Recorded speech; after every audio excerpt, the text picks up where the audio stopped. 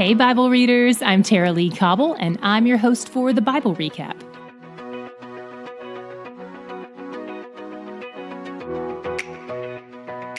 Moses is still giving his final speech to the Israelites before he dies and they enter the Promised Land. He starts with some peculiar commands about haircuts. Back in the day, one of the ways pagans grieved was by shaving their heads, and Moses was outlawing this because it was pagan adjacent. This law had already been given to the priests back in Leviticus 21, but here Moses gives it to all the Israelites who were supposed to look and live differently than their neighbors. Pagans were also known to cut themselves as a part of their ritual mourning practices, and Moses forbids that too. He also covers some dietary laws, much of which we've seen before. One of the interesting ones here that carries a lot of weight in keeping kosher comes from 1421. The command not to boil a goat in its mother's milk. Over the years, many rabbis have debated over what all the laws mean and how to apply them. They often extend the boundaries of what is unacceptable to make sure they don't get anywhere close to breaking the actual law.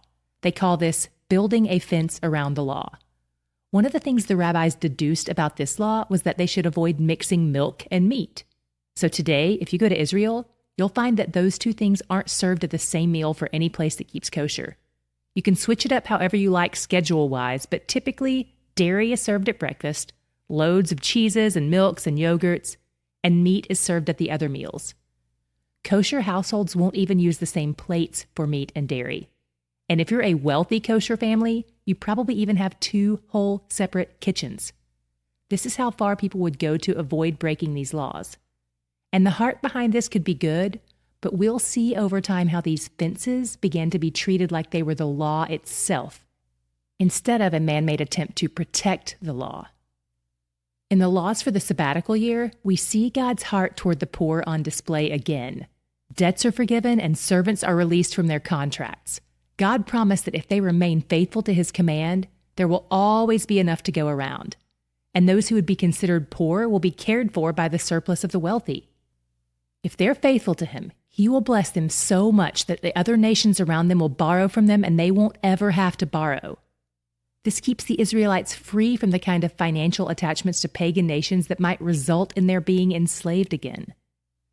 God also sets out some commands about how to feel and think, not just how to act. God's concern for things at a heart level doesn't just start in the New Testament. He's always been after our hearts, not just our obedience.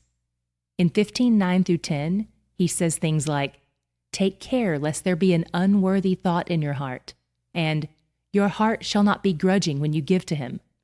He cares about our motives. In February's R&C episode, we talked about how the arrangement for debtors is different than the Atlantic slave trade, even though the word slave is what's used in Scripture. If you missed that conversation, check it out when you have a chance. I think it will be really helpful. We'll link to it in the show notes today. In the arrangement for the Sabbath year release of these servants, God commands that they not only be released, but be blessed and provided for. By the way, do you remember how Jacob agreed to serve his father-in-law Laban 7 years in exchange for his daughter Rachel? That's exactly the kind of agreement we're talking about here. Arranging to work for someone for 7 years to pay off debt. In Jacob's case, he was working off the bride price, and he had to do it twice since he accidentally got himself 2 wives. He voluntarily stayed with Laban for a few more years after his debt was paid. Then he asked Laban to bless him with some animals when he left. This gives us a good picture of what these slave relationships were like, even though that particular one was still far from ideal. If a slave really liked his boss, he would decide to stay with him forever and be absorbed into the family, which was always voluntary. They would mark this decision by piercing his ear. Moses also goes over some of the festal calendars again. He's reiterating a lot of these laws now because, remember, they've been celebrating these things in the wilderness for 40 years, and now the way they're going to do things will shift since they'll be spread out in the Promised Land instead of gathered together as one large group.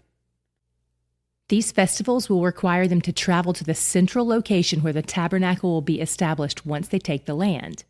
In 16:3, Moses says, "All the days of your life you may remember the day when you came out of the land of Egypt." And in 16:12, he says, "You shall remember that you were a slave in Egypt, and you shall be careful to observe these statutes." You'd think that would be the kind of thing most people would want to forget, like the past is behind you. Don't look back or you'll never move forward. But that's not God's approach to this. He says, remembering where they came from and what he has done for them is what will keep them humble and grateful. The Exodus is for Jews what the resurrection is for Christians. It's the most important thing in their history.